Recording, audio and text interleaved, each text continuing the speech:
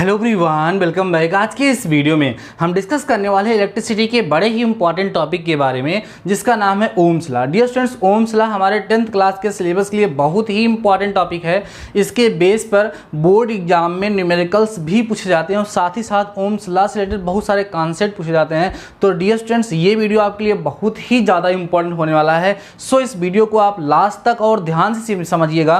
कोई भी पॉइंट कहीं पर भी वीडियो को स्किप मत करिएगा और इसको समझने के बाद आप नोट्स जरूर प्रिपेयर कर लीजिएगा। डियर स्टूडेंट्स, अभी मैं आप लोगों को ओम्स लॉ का फाइनल रिजल्ट बताने वाला हूं। उनके एक्सपेरिमेंट के बारे में मैं यहाँ पे डिस्कस नहीं करने वाला हूं। अभी मैं आपको बताऊंगा कि फाइनली ओम ने क्या बताया था अपने एक्सपेरिमेंट के बाद और किस तरीके से उसका हम लोग न्यूमेरिकल्स में यूज करते हैं और उससे हमें क्या कंक्लूजन मिलता है, वो सारी बातें अभी हम डिस्कस करने वाले हैं। उसके बाद मैं आपको ये भी समझाऊंगा कि किस तरीके से ओम्स ने एक एक्सपेरिमेंट करके इस रिजल्ट को फाइंड किया था। ठीक है स्टूडेंट्स, तो अभी हम आपको बताने वाले हैं ओम्स लॉ क्या है। देखो सिंपल सा, अभी तक आप लोगों ने क्या सीखा? अभी तक आप लोगों ने सीखा कि पोटेंशियल डिफरेंस क्या होता है, इलेक्ट्रिक करंट क्या होता है, किसी भी इलेक्ट्रिक सर्किट में या किसी भी कंडक्टर में किस तरीके से इलेक्ट्रिक करंट फ्लो करता है, इलेक्ट्रिक करंट के फ्लो करने की डायरेक्शन पॉजिटिव से नेगेटिव डायरेक्शन में क्यों होती है। ये सारी बातें हम लोग डिस्कस कर चुके हैं। तो ओम नाम के साइंटिस्ट जो थे, उन्होंने क्या किया कि एक्सपेरिमेंट करके यह निष्कर्ष निकाला, यह कंक्लूजन फाइंड किया कि किसी भी इलेक्ट्रिक सर्किट में या किन्हीं दो टर्मिनल्स के बीच में जो पोटेंशियल डिफरेंस क्रिएट होता है, उसी के कारण उसमें इलेक्ट्रिक करंट तो फ्लो करता है, लेकिन जो इलेक्ट्रिक करंट उसमें फ्लो करता है, किसमें, उस कंडक्टर में, उस इलेक्ट्रिक करंट और पोटेंशियल डिफरेंस के बीच में कुछ रिलेशन होता है। क्या रिलेशन होता है, उन्होंने वही डिफाइन किया था कि किसी भी इलेक्ट्रिक या किसी भी मेटालिक कंडक्टर में जो इलेक्ट्रिक करंट फ्लो करती है, वह इलेक्ट्रिक करंट उन दोनों टर्मिनल्स के बीच में पोटेंशियल डिफरेंस के डायरेक्टली प्रोपोर्शनल होता है। देखो स्टूडेंट्स, डायरेक्टली प्रोपोर्शनल का मतलब क्या होता है? डायरेक्टली प्रोपोर्शनल का मतलब ये होता है कि जैसे सपोज करिए एक क्वांटिटी है ए, समझते चलिएगा स्टूडेंट्स, एक क्वांटिटी है ए और दूसरी क्वांटिटी है बी। ठीक है, कहा जाता है कि ए बी के डायरेक्टली प्रोपोर्शनल है। तो इसका मतलब इसको ऐसे मैथमेटिकली रिप्रेजेंट करते हैं, ए इज प्रोपोर्शनल टू बी। इस सिंबल से इसको रिप्रेजेंट किया जाता है। प्रोपोर्शनलिटी का मतलब ये होता है कि ये इस पे डायरेक्ट डिपेंड करता है या इसका इससे डायरेक्ट रिलेशन है। अगर ये इंक्रीज करेगा तो ये भी इंक्रीज करेगा और ये डिक्रीज करेगा तो ये भी, मतलब जो ये करेगा वही ये भी करेगा। जैसे अगर ये 2 टाइम्स हो गया तो ये भी 2 टाइम्स हो जाएगा, ये 3 टाइम्स हो गया तो ये भी 3 टाइम्स हो गया। मींस डायरेक्ट रिलेशन इसमें होता है, उसी को डायरेक्टली प्रोपोर्शनल कहा जाता है। इसी के साथ साथ एक होता है इनवर्सली प्रोपोर्शनल। जैसे कहा जाए A is inversely proportional to B, तो उसको लिखेंगे ए इस तरीके से, ऐसे प्रोपोर्शनलिटी का ही सिंबल लगेगा, लेकिन यहां पर जहां पर सिंपल सा बी लिखा गया था वहां पर 1/b हो जाएगा। ठीक है स्टूडेंट्स, इसको आप लोग ध्यान रखिएगा। A is proportional to B ये है, A is inversely proportional to B ये है। ठीक है स्टूडेंट्स, यहां पर क्या मतलब है कि अगर B, A directly proportional to B का मतलब अगर बी इंक्रीज करेगा तो ए इंक्रीज करेगा, बी डिक्रीज करेगा तो ए भी डिक्रीज करेगा, मींस डायरेक्ट रिलेशन है। ठीक है, जबकि इनवर्स रिलेशन में क्या होता है कि अगर बी इंक्रीज करेगा तो ए डिक्रीज करेगा, बी डिक्रीज करेगा तो ए इंक्रीज करेगा, मींस उल्टा रिलेशन यहां पर हो जाता है। ठीक है, तो ओम नाम के साइंटिस्ट ने अपने एक्सपेरिमेंट के बाद ये बताया कि किसी भी मेटालिक कंडक्टर में, ठीक है, अगर वहाँ पर टेम्परेचर, प्रेशर, इन सब चीज़ों को कांस्टेंट रखा जाए तो जो उन टर्मिनल्स के बीच में पोटेंशियल डिफरेंस क्रिएट होगा, वह पोटेंशियल डिफरेंस और उसमें फ्लोइंग इलेक्ट्रिक करंट के बीच में रिलेशन होता है, वह रिलेशन ये होता है कि वो दोनों से के डायरेक्टली प्रोपोर्शनल होते हैं। ये समझते हैं कैसे? यहाँ पर हमने लिखा है इट स्टेट्स दैट, कौन, ओम्स लॉ स्टेट्स दैट, क्या स्टेट करता है? इन अ मेटालिक कंडक्टर, किसी भी मेटालिक कंडक्टर में एट कांस्टेंट टेम्परेचर, एक कांस्टेंट टेम्परेचर पे the current flowing in it, जो उसमें करंट फ्लो करेगी, is proportional to the potential difference, potential difference के प्रोपोर्शनल होता है। तो यहां पे देखो इसका मतलब क्या है, हम लिख सकते हैं हेंस, ध्यान समझना स्टूडेंट्स, हेंस जो करंट होगा, इलेक्ट्रिक करंट, वो प्रोपोर्शनल होगा किसके स्टूडेंट्स? पोटेंशियल डिफरेंस के, ध्यान देना होगा, पोटेंशियल डिफरेंस के प्रोपोर्शनल होगा। ठीक है, आर आप इसको ऐसे भी लिख सकते हो, कैसे? पोटेंशियल, ध्यान देना students, potential difference is directly proportional, proportionally का साइन बनाएंगे, डायरेक्टली प्रोपोर्शनल किसके प्रोपोर्शनल होगा? करंट के प्रोपोर्शनल हो जाएगा। ठीक है स्टूडेंट, बात समझते चलिएगा। अब देखो जो पोटेंशियल डिफरेंस है उसको हम लोग V से रिप्रेजेंट करते हैं, आपको पता है। और जो इलेक्ट्रिक करंट है उसको I से। तो स्टूडेंट्स हमें रिजल्ट मिल गया कि V is directly proportional to I, जहां V क्या है, पोटेंशियल डिफरेंस है, और I क्या है, इलेक्ट्रिक करंट है। अभी आप लोग क्लास 9 से ही सीखते आए हैं, अगर नहीं जानते हैं तो मैं बता दूं, जब कभी भी प्रोपोर्शनलिटी का साइन हटेगा, जब कभी भी प्रोपोर्शनलिटी का साइन हटेगा तो क्या होगा स्टूडेंट्स, वहां पर एक कांस्टेंट आ जाता है। तो यहां पर हम लिखेंगे V is equal to proportionality का साइन हटा, एक कांस्टेंट आएगा यहाँ पर R, तो रिजल्ट मिलेगा V is equal to RI। यहाँ पे आप लिख देंगे स्टूडेंट, जहां R क्या है, आप बोलोगे where R is a constant. कैसा कांस्टेंट है, proportionality constant, and R is known as, R को बोला जाता है स्टूडेंट्स, क्या बोला जाता है, रेजिस्टेंस। ठीक है, क्या बोलते हैं, रेजिस्टेंस, रेजिस्टेंस बोला जाता है इसको। अभी आगे चल के हम लोग इसके बारे में भी डिस्कस भी करेंगे कि रेजिस्टेंस क्या होता है, किस बात पे ये डिपेंड करता है। ठीक है, वो सारी बातें हम लोग डिस्कस करने वाले हैं। तो स्टूडेंट्स ये अभी हमने आपके सामने जो लिखा, इसी को ओम्स लॉ के नाम से जाना जाता है। ठीक है, आर इसको ऐसे भी लिखा जाता है, देखो कैसे, V is equal to R I है ना, तो आई को इधर लेके चले जाइए तो V upon I is equal to R. अब आर क्या है, रेजिस्टेंस है, लेकिन ये है क्या, कांस्टेंट है। तो दिस इंप्लाइज, इसको ऐसे लिखते हैं कि V upon I equal to क्या बोला जाता है, कांस्टेंट बोला जाता है। कहीं कहीं आप लोग देखेंगे कि ओम्स लॉ को इस तरीके से भी वहां पर रिप्रेजेंट किया जाता है। रियलिटी ये है कि ओम नाम के साइंटिस्ट ने जब अपना एक्सपेरिमेंट किया था, उन्होंने यही किया था कि एक इलेक्ट्रिक सर्किट बनाई थी, उसमें डिफरेंट डिफरेंट वोल्टेज की वैल्यूज को लगा करके, और उसके द्वारा जो इलेक्ट्रिक करंट उसमें फ्लो कर रहा था उसको मेजर करते थे, और उस पोटेंशियल डिफरेंस और करस्पॉन्डिंग इलेक्ट्रिक करंट के बीच के रेशियो को फाइंड करते थे। तो उन्हें हमेशा एक फिक्स रेशियो फाइंड होता था, उसी फिक्स रेशियो को उन्होंने एक कांस्टेंट नाम दिया, जिसको रेजिस्टेंस बोला, और ये रिलेशन उन्होंने फाइंड कर लिया था। तो ओवरऑल स्टूडेंट्स, जब कभी भी आपके एग्जाम में आएगा कि what do understand by Ohm's law, define it, तो आप ऐसे ही लिखेंगे, it states that in a metallic conductor at constant temperature the current flowing in it is proportional to the potential difference, या उल्टा भी लिख सकते हैं, potential difference is directly proportional to electric current. तो फाइनली आप लोग इस रिजल्ट को वहां पर लिख देंगे, जहां आर क्या है, रेजिस्टेंस है। ठीक है भाई स्टूडेंट्स, बातें समझ में आ गई होंगी आप लोगों को, सारे के सारे कॉन्सेप्ट क्लियर हो गए होंगे। अब आप यहां पर कुछ रिजल्ट देखिए स्टूडेंट्स, जैसे आपको क्या मिला है, B equal to I R मिला है ना स्टूडेंट्स। तो अब आर क्या है, कांस्टेंट है, ये कांस्टेंट है, ध्यान देना, ये तो फिक्स है, वही उसमें चेंजिंग होने वाली नहीं है। अब मेरी बात को सुनो, कुछ रिजल्ट हम बताने वाले हैं। देखो, अगर हम ये कहें कि if V is equal to students, हम कितना कर दें, 2V कर दें, मतलब V को चेंज करके हमने क्या कर दिया, 2V मीन्स वोल्टेज डबल कर दिया, तो I क्या होगा, तो I क्या होगा ये हम जानना चाहते हैं। तो सुनो स्टूडेंट्स, क्या होगा, ये हमारा I क्या हो जाएगा, ये हम जानना चाहते हैं। तो बोलो V की जगह पे कितना हो गया, 2V हो गया, V की जगह पे कितना हो गया, 2V हो गया। तो I की जगह पे क्या होना चाहिए, I की जगह पे क्या होना चाहिए, देखो कैसे, देखो students, V equal to I R होता है ना, V इक्वल टू क्या होता है, आई आर होता है।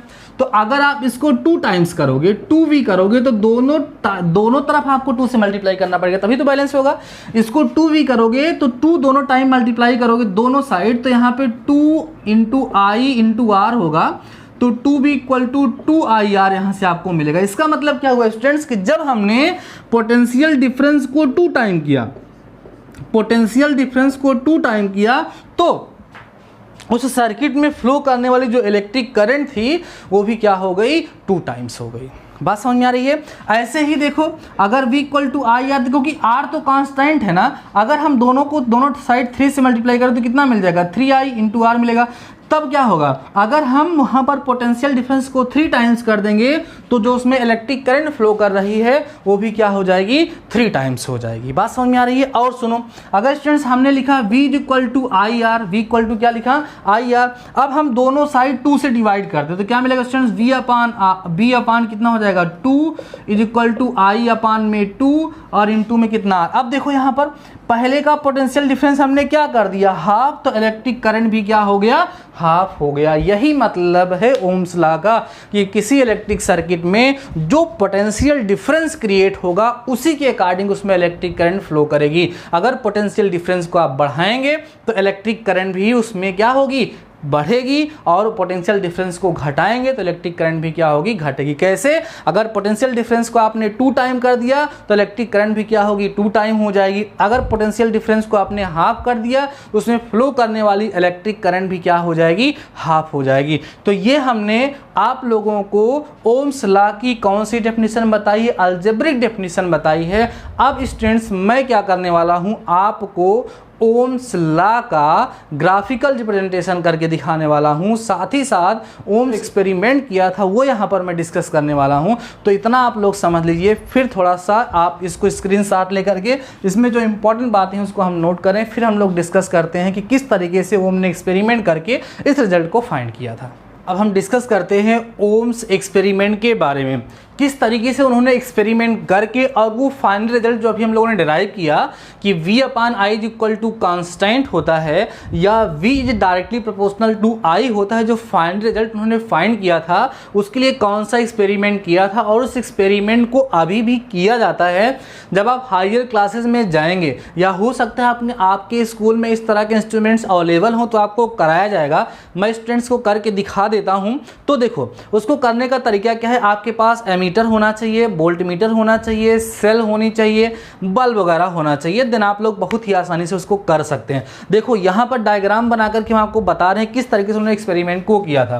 फ्रेंड देखिए आपके सामने एक सर्किट डायग्राम बना हुआ है, मैं आपको समझाता हूँ, देखिए ध्यान से। यहाँ पर स्टूडेंट्स क्या है, कई सारी सेल लगी हुई हैं, ठीक है, ऐसे कई सारी सेल लगी हुई हैं। तो सारी की सारी सेल उन्होंने एक बार में कनेक्ट नहीं किया था। तो जैसे मान लीजिए ये हमारी पहली सेल है, पॉजिटिव है और ये इसका निगेटिव है। उन्होंने क्या किया, पहले फर्स्ट सेल को यहाँ से कनेक्ट किया था इस सर्किट में, बाकी सारी सेल्स अपने पास रखे रहे। जैसे 2 सेल्स होती है उनको ऐसे लगा करके, एक तरफ पॉइंट वाला होता है, एक तरफ ऐसे देखिए फ्लैट होता है, दोनों को आपस में टच करके 2 सेल कनेक्ट हो जाती हैं। 2 सेल जब कनेक्ट होती है तो उसको हम लोग क्या बोलते हैं, बैटरी बोलते हैं, ठीक है स्टूडेंट। तो देखो ये सर्किट हमारी एक बन गई। यहाँ पर सपोज कर लिए इन 2 पॉइंट के बीच का पोटेंशियल डिफरेंस यहाँ पर मेजर किया जा रहा है। पोटेंशियल डिफरेंस कितना होगा, जितने वोल्टेज की यहाँ पर सेल लगाई गई है। यहाँ पर एमीटर लगा हुआ है जो इस सर्किट में फ्लो करने वाली इलेक्ट्रिक करंट को मेजर करेगी। तो ये पॉजिटिव टर्मिनल हो गया, निगेटिव। तो पॉजिटिव से निगेटिव की तरफ हमारी इलेक्ट्रिक करंट फ्लो करना स्टार्ट करती है। तो क्या करते हैं कि इस पॉइंट ए और बी के बीच में जो पोटेंशियल डिफरेंस है उसको मेजर करते हैं। जैसे यहाँ पर उसी को ऑब्जर्वेशन करके एक टेबल बनाई गई है, इस तरीके से एक्सपेरिमेंट करके टेबल उन्होंने बनाया था। यहाँ पर लिखा है number of 1.5 volt dry cell, मतलब यहाँ पर जो एक सेल है वो 1.5 वोल्ट की थी, ठीक है स्टूडेंट। तो 1.5 वोल्ट की यहाँ पर 1 सेल जब यूज की जाएगी तो वहाँ पर पोटेंशियल डिफरेंस ए और बी के बीच में कितना क्रिएट हुआ, 1.5 वोल्ट पोटेंशियल डिफरेंस क्रिएट हुआ। कैसे मेजर कर सकते हैं, इसी को नहीं मान लेना है, इसको ला करके जब यहाँ पर आप लगाएंगे वोल्ट मीटर को तो अपने आप वो करेक्ट करके वहाँ पर दिखाएगा मेजर करके कि हाँ 1.5 वोल्ट का पोटेंशियल डिफरेंस क्रिएट हो गया। ऐसा उन्होंने किया, इस तरह से अपना सर्किट बनाया, ठीक है।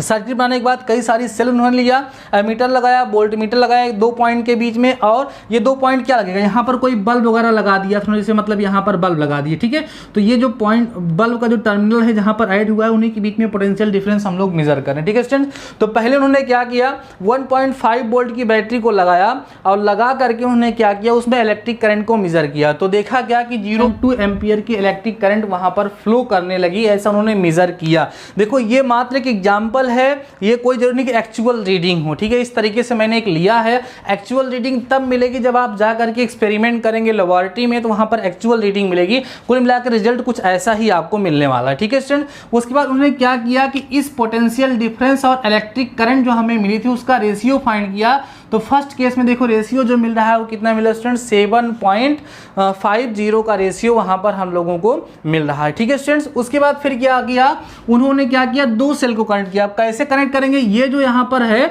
इसको उठा करके उन्होंने इस वायर को ला करके जो यहाँ पर कनेक्ट किए थे उसको ला करके स्टूडेंट देखिए ये फर्स्ट सेल आपकी थी ना, ये यहाँ पे कनेक्ट था। अब यहाँ से ला करके कनेक्ट कर देंगे ला करके, तो आपकी यहाँ पे कितनी सेल कनेक्ट हो गई, 2। देखो नेगेटिव पॉजिटिव, तो 2 सेल यहाँ से कनेक्ट हो गई। जब 2 सेल कनेक्ट हो गई स्टूडेंट्स तो वहां पर कितना वोल्टेज आ गया, 3.0 ठीक है, 3 वोल्ट वहाँ पर पोटेंशियल डिफरेंस क्रिएट हो गया। और जब 3 वोल्ट पोटेंशियल डिफरेंस क्रिएट हुआ, उन्होंने मेजर किया कि उस सर्किट में 0.4 एम्पियर की इलेक्ट्रिक करंट फ्लो करने लगी। फिर से उन्होंने क्या किया, इस पोटेंशियल डिफरेंस और इलेक्ट्रिक करंट के बीच का रेशियो फाइंड कर लिया।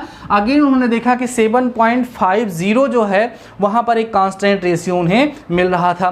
फिर से जब उन्होंने 3 सेल का यूज़ किया, कैसे किया होगा, इसी को ला करके स्टूडेंट्स अभी तक जहाँ तक आप यहाँ कनेक्ट करते थे उसको ला करके नेक्स्ट वाले में कनेक्ट कर देंगे, ठीक है, ला करके अगले वाले में कनेक्ट कर देंगे यहाँ पर। उसके बाद एक सेल और लगा करके इसको भी, मतलब ऐसे ही उन्होंने क्या किया, यहाँ पर जो सेल लगी थी उसको बार बार हटाते गए और उसको बढ़ाते गए, ठीक है स्टूडेंट्स। यहाँ निगेटिव पॉजिटिव करके जैसे यहाँ किए थे, उसके बाद हटा करके यहाँ ऐड कर दिए, फिर हटा करके यहाँ ऐड कर दिए, फिर हटा करके यहाँ ऐड कर दिए। मतलब इसको, इस वायर को ला करके यहाँ पर ऐसे बढ़ाते गए। बढ़ाने से क्या हुआ कि पहले एक सेल पे कनेक्ट किया, फिर 2 पे, फिर 3 पे, फिर 4 पे, ठीक है, इस तरीके से। तो 3 पर जब उन्होंने ला करके 3 सेल कनेक्ट की तो उनको जो पोटेंशियल डिफरेंस वहाँ पर मिला मेजर करने पर, वो कितना मिला, 4.5 वोल्ट, और इलेक्ट्रिक करंट कितनी मिली, 0.6 एम्पियर। फिर से रेशियो दोनों का फाइंड किया V/I, तो 7.50। ऐसे ही 4 वोल्ट पर भी जब उन्होंने मेजर करके, ऐसे ही 4 बैटरी को भी जब उन्होंने किया तो वहाँ पर फिर से रेशियो उनको कितना मिला, 7.50 ही मिला, ठीक है, बात समझ में आ रही है। तो इस एक्सपेरिमेंट में उन्होंने देखा कि जब हम इस सर्किट में यहाँ पर बैटरी को चेंज कर रहे थे, मीन्स सेल को चेंज कर रहे थे, तो जो पोटेंशियल डिफरेंस क्रिएट हो रहा था उसके रिस्पेक्टिव जो हमें इलेक्ट्रिक करंट मिल रही थी, दोनों का रेशियो हमेशा क्या हो रहा था, कांस्टेंट हो रहा था। तो फाइनली उन्होंने ये बोल दिया कि किसी भी इलेक्ट्रिक सर्किट में किन्हीं भी 2 टर्मिनल्स के बीच में जो पोटेंशियल डिफरेंस होता है और उसमें उसके कारण जो इलेक्ट्रिक करंट फ्लो होती है, दोनों का रेशियो क्या होता है स्टूडेंट्स, कांस्टेंट होता है। क्या होता है, कांस्टेंट होता है। और उसी कांस्टेंट रेशियो को उन्होंने R नाम दे दिया था। तो V=IR हमें रिजल्ट मिल गया था। जो R को जब हटाते हैं तो V directly proportional to I हमें मिल जाता है, जो मैंने अभी आप लोगों को समझाया, ठीक है स्टूडेंट। तो ये उनका एक्सपेरिमेंट था। ये देखो, ये बात जो मैंने आपको बताई, ये देखो यहाँ पर मैं आपको बोर्ड पे सिखा रहा हूँ। यही एक्सपेरिमेंट अगर हमें लेबोरेटरी में करने को मिल जाए तो हम लोग पूरी तरीके से समझ जाएंगे ओम्स लॉ को। ऐसे आप लोगों ने समझ लिया होगा कि जब हम डिफरेंट वोल्टेज लगाएंगे, किसकी हेल्प से, सेल और बैटरी की हेल्प से डिफरेंट पोटेंशियल डिफरेंस क्रिएट करेंगे, तो वहाँ पर हमें डिफरेंट इलेक्ट्रिक करंट मिलेगी। सिंपल सी बात है। और हर कंडीशन में जो पोटेंशियल डिफरेंस होगा और जो इलेक्ट्रिक करंट वहाँ पर मिलेगी, उस पोटेंशियल डिफरेंस के कारण उन दोनों का रेशियो हमेशा कांस्टेंट होता है। इसी को हम क्या बोलते हैं, ओम्स लॉ बोलते हैं। अब बारी स्टूडेंट्स, ओम नाम के साइंटिस्ट ने किया क्या था, बाद में इस पोटेंशियल डिफरेंस और आई के बीच में एक ग्राफ ड्रा किया था, और वो ग्राफ हमेशा एक स्ट्रेट लाइन को फाइंड हो रहा था। इसलिए उन्होंने बोला था कि पोटेंशियल डिफरेंस और इलेक्ट्रिक करंट के बीच का जो रिलेशन होता है वह एक लीनियर रिलेशन होता है, क्योंकि स्ट्रेट लाइन को आप लोग पता है लीनियर इक्वेशन के नाम से भी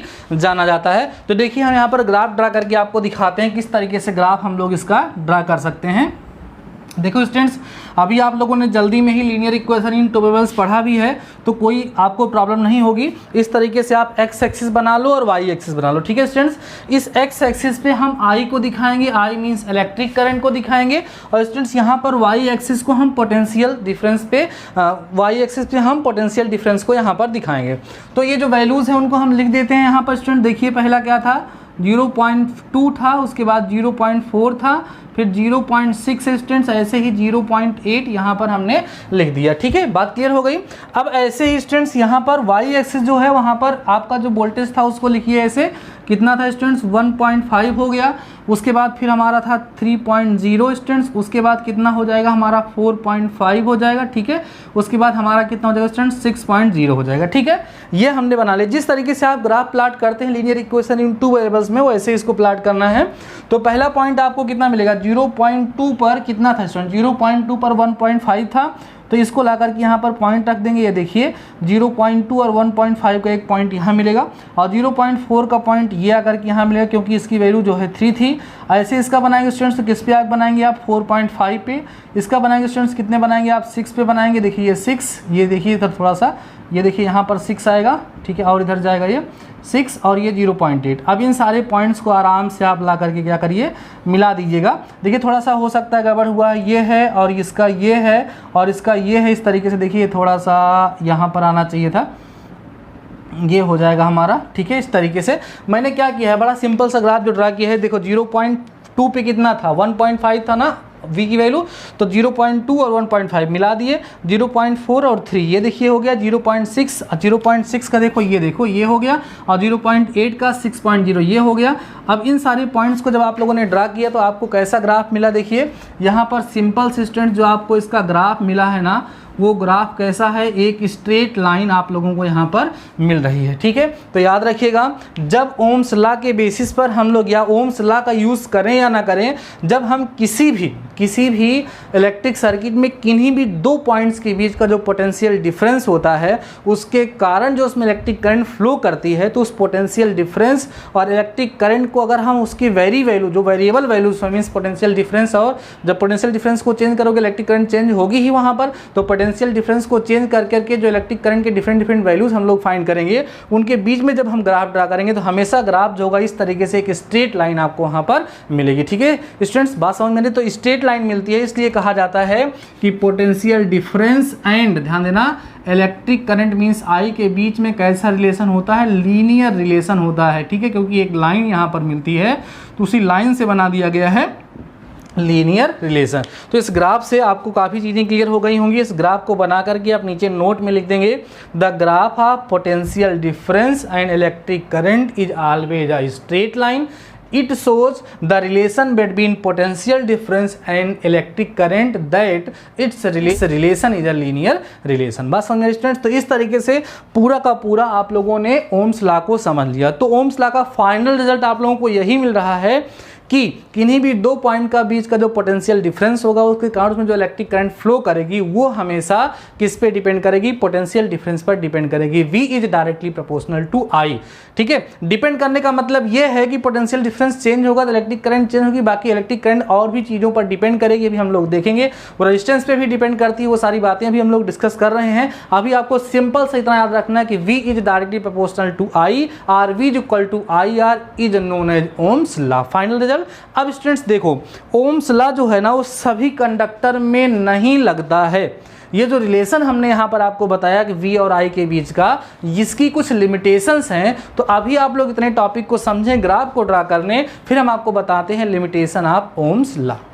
अब हम डिस्कस करें students limitation of Ohm's law के बारे में। देखिए जो ओम्स लॉ हम लोगों ने सीखा कि potential difference is directly proportional to electric current, वो हर जगह यूजफुल नहीं है, उसकी कुछ लिमिटेशंस हैं। वो लिमिटेशंस क्या हैं, कभी कभी पूछा जा सकता है, इसलिए उसको आप ध्यान से समझिए। देखिए जब वहाँ पर मैंने ओम्स लॉ की डेफिनेशन लिखा तो मैंने आपको बताया था कि फॉर अ मेटालिक कंडक्टर, ठीक है, बाकी कंडक्टर तो बहुत सारे हैं, जैसे वाटर भी एक इलेक्ट्रिक कंडक्टर ही है, लेकिन वहाँ पर ओम्स का लॉ फॉलो नहीं करता है, इसलिए सिंपल से वहाँ कंडक्टर नहीं लिखा गया था। इसलिए जब कभी भी आप ओम की डेफिनेशन लिखेंगे तो मेटलिक कंडक्टर के लिए ही वहाँ पर हम लोग डिफाइन करेंगे। आगे चल के आप लोग पढ़ेंगे स्टूडेंट्स कि आपको बताया जाएगा कि जो ओमिक कंडक्टर हैं केवल वही जो है ओम्स लॉ को फॉलो करते हैं, बाकी सारे कंडक्टर्स ओम्स लॉ को फॉलो नहीं करते हैं। ठीक है स्टूडेंट्स, तो देखिए इनकी लिमिटेशंस क्या है हम आपको बताते हैं।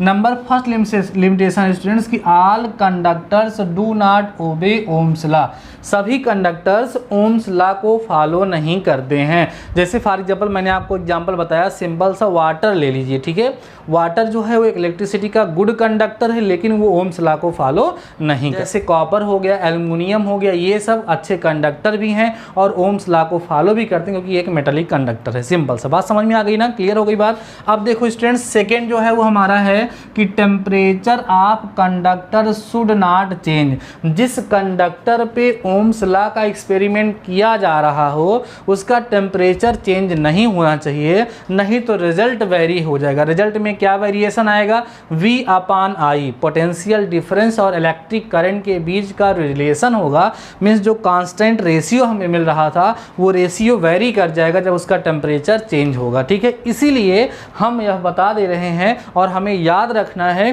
कि जिस कंडक्टर पे ओम्स लॉ अप्लाई किया जा रहा है उसका टेम्परेचर चेंज नहीं होना चाहिए। ठीक है, बात समझिए, ये भी उसकी लिमिटेशन है। Next students, Ohm's law is not applicable in vacuum. ठीक है, वैक्यूम ट्यूब जो होती है उसको स्टूडेंट सिंपली डायोड्स एंड ट्रायोड्स बोला जाता है। डायोड्स और ट्रायोड्स क्या है वो आगे चल के आप लोग हायर क्लासेस में डिस्कस करेंगे, अभी इसके बारे में बहुत ज़्यादा जानने की ज़रूरत नहीं है। बस अभी आप जब लिमिटेशंस लिखने के लिए आएंगी तो कभी कभी एग्जाम में आ जाता है write to limitations of Ohm's law. तो 2 लिमिटेशन बहुत ही सिंपल सी आप याद रख सकते हैं कि जितने भी कंडक्टर्स हैं, जितने भी इलेक्ट्रिक कंडक्टर हैं, वो सभी के सभी ओम्स लॉ को फॉलो नहीं करते हैं। ये ओम्स लॉ की एक लिमिटेशन है। दूसरी बात ये है स्टूडेंट्स की जब ओम्स लॉ जिस पर अप्लाई किया जा रहा है उस कंडक्टर का टेम्परेचर कांस्टेंट रहना चाहिए, वेरी नहीं करना चाहिए, तभी ओम लॉ उसमें एप्लीकेबल होगा। स्टूडेंट बात समझ में आ रही है? तो आज के इस वीडियो में स्टूडेंट्स हमने आप लोगों को काफ़ी सारी बातें बताई हैं, काफ़ी सारी जानकारी दी है। इसके साथ साथ अभी एक नई टर्म देखो, पोटेंशियल डिफरेंस क्या होता है, इलेक्ट्रिक करंट क्या होता है, चार्ज क्या होता है, ये सारी बातें हम लोग डिस्कस कर चुके थे। ठीक है स्टूडेंट्स, आज के इस वीडियो में हमने नया क्या सीखा है, आर, कैपिटल आर। इस कैपिटल आर को कहते क्या स्टूडेंट्स, रेजिस्टेंस बोलते हैं, ऐसा हम लोगों ने आज सीखा। अभी इस रेजिस्टेंस के बारे में आगे चल के हम और डिटेल में डिस्कस करेंगे कि ये रेजिस्टेंस को किस तरीके से हम डिफाइन कर सकते हैं, रेजिस्टेंस का किसी इलेक्ट्रिक सर्किट में, किसी इलेक्ट्रिक कंडक्टर में क्या रोल होता है, उसकी डेफिनेशन क्या होती है, उसकी यूनिट क्या होती है। बहरहाल यूनिट तो मैं अभी आपको सिंपली बता दे रहा हूँ कि रेजिस्टेंस की यूनिट जो होती है स्टूडेंट्स वो ओम होती है। क्या होती है? ओम होती है स्टूडेंट्स। और इसका सिंबल इस तरीके से बनाया जाता है। देखिए जैसे कहीं लिखा है 5 ओम तो उसको ऐसे लिखेंगे, ठीक है। 10 ओम तो कैसे लिखेंगे, ये जो हम बना रहे हैं ये ओम का सिंबल है। ओम नाम के जो साइंटिस्ट ने इसके बारे में बताया था उन्हीं के नाम से इसकी यूनिट बना दी गई है 1 ओम। ठीक है, बात समझ में आ रही स्टूडेंट्स? क्लियर हो गई बातें, सारी चीज़ें आप लोग समझ गए होंगे। कभी कभी एक छोटा सा टॉपिक और पूछा जाता है, 1 एम्पियर की definition on the basis of Ohm's law. कभी कभी ओम्स लॉ के बेसिस पे 1 एम्पियर की डेफिनेशन पूछ ली जाती है, तो उसको भी आप लोग समझ लीजिए स्टूडेंट्स। अभी हम लोगों ने डिराइव किया है V equal to I R, है ना, फाइंड किया है। तो देखो मुझे किसकी डेफिनेशन चाहिए, I की, तो I इक्वल टू स्टूडेंट्स क्या मिलेगा आपको, V अपान आर मिलेगा। देखो R नीचे आएगा तो I इक्वल टू क्या मिल जाएगा, V अपान आर। अब देखो यहाँ पर इफ हम क्या करें, V इक्वल टू 1 वोल्ट का पोटेंशियल डिफरेंस लगाएं और वहाँ पर R जो स्टूडेंट्स वो कितना हो जाए, 1 ओम हो जाए, तो I इक्वल टू क्या मिलेगा स्टूडेंट्स, 1 अपान 1, ठीक है, ओम मिलेगा। तो सॉल्व करने पर I इक्वल टू 1 एम्पियर मिलेगा, नहीं मिलेगा? क्लियर बात समझ में आ रही है? तो आप कह सकते हैं कि 1 ओम रेजिस्टेंस वाले कंडक्टर में जब 1 वोल्ट का पोटेंशियल डिफरेंस क्रिएट होने से जो इलेक्ट्रिक करंट फ्लो होगी वह इलेक्ट्रिक करंट की वैल्यू कितनी होगी, 1 एम्पियर होती है। बात समझ में आ रही है? क्या समझे आप? 1 ओम रेजिस्टेंस वाले किसी भी कंडक्टर के 2 पॉइंट्स के बीच में 1 वोल्ट का पोटेंशियल डिफरेंस होने से जो इलेक्ट्रिक करंट फ्लो करती है उस इलेक्ट्रिक करंट को 1 एम्पियर के नाम से जाना जाता है। तो ये छोटी छोटी बातें इसी से डिस्कस होती रहती हैं, इसी में से निकलती रहती हैं। तो डियर स्टूडेंट्स, आज के इस वीडियो में बताए गए सारे के सारे टॉपिक्स को आप लोगों ने समझ लिया होगा, बात समझ में आ गई होगी आप लोगों को। तो नेक्स्ट वीडियो में हम इसके आगे डिस्कस करने वाले हैं। आप लोग नोट्स को प्रिपेयर कर रहे होंगे, नोट्स अच्छे से आप लोग प्रिपेयर करते रहिए, पढ़ते रहिए, पढ़ाई को कंटिन्यू रखते रहिए। और डियर स्टूडेंट्स, अभी आप लोग जो है जब भी वीडियो को देखा करिए तो वीडियो में आपको अच्छा क्या लगा, क्या प्रॉब्लम हुई, वो सारी की सारी बातें आप कमेंट सेक्शन में जाकर के बताना ना भूलें। वो आपके लिए बहुत ज़्यादा हेल्पफुल होगा, क्योंकि जहाँ पर भी आपको प्रॉब्लम होगी उसके बेसिस पे हम नेक्स्ट वीडियो में उसके बारे में डिस्कस कर देंगे। और डियर स्टूडेंट्स, आप अपने फ्रेंड्स की हेल्प ज़रूर करें, उसके लिए आप वीडियो को अपने फ्रेंड्स में शेयर जरूर से ज़रूर किया करिए। और दूसरा, हम लोगों ने एक जो सिस्टम बनाया है कि जैसे ही वीडियो आपको मिले उसमें आपको प्रेजेंट करना है, तो प्रेजेंट करना आप लोग बिल्कुल मत भूलिए। तो ठीक है स्टूडेंट्स, शानदार रहिए, मस्त रहिए, पढ़ते रहिए। मिलते हैं इस वीडियो के साथ, तब तक अपना ख्याल रखिए।